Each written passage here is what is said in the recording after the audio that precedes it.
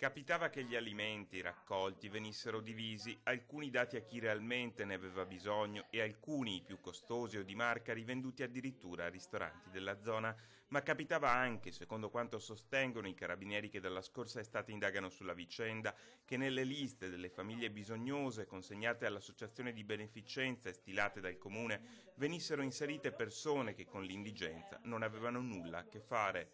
Ad agosto un furto di centinaia di confezioni di pasta asciutta, pare senza che alcuna porta venisse forzata, ha fatto scattare i controlli e le indagini.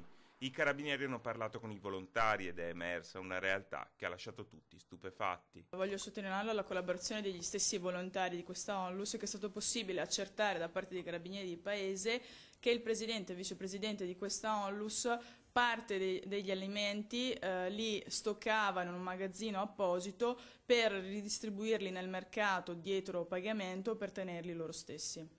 Non basta perché secondo i carabinieri parte delle derrate alimentari raccolte dalla ONLUS di Ponzano veniva anche girata ad un'altra ONLUS che finiva poi per rivendere gli alimenti ad alcuni ristoranti delle province di Treviso e Belluno. Ad essere sottratto a chi ne aveva bisogno, secondo la stima, era circa il 20% di quanto donato alla ONLUS. I ristoratori sono del tutto ignari perché il presidente e il vicepresidente di questa ONLUS avevano istituito un'ulteriore ONLUS a cui intestavano le bolle di consegna di questi alimenti. Un'associazione che offre assistenza a 130 famiglie del comune di Ponzano e che conta un gran numero di volontari. È proprio a loro che si rivolge il sindaco nell'attesa che sulla vicenda venga fatta piena luce. Attendiamo gli esiti dell'istruttoria, gli esiti appunto delle indagini che faranno, ma appunto per chi se la sente chiediamo di continuare a garantire questo servizio, soprattutto perché coinvolge delle persone che sono veramente deboli dal punto di vista sociale.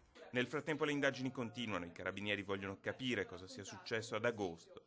Nel fascicolo inviato in procura a carico dei due cugini ai vertici della ONLUS figura anche l'ipotesi di simulazione di reato, ma sarà la magistratura a doverlo accertare. Per il momento, ma le indagini sono in corso, a loro si addebita il reato di truffa ai danni dello Stato e di appropriazione indebita.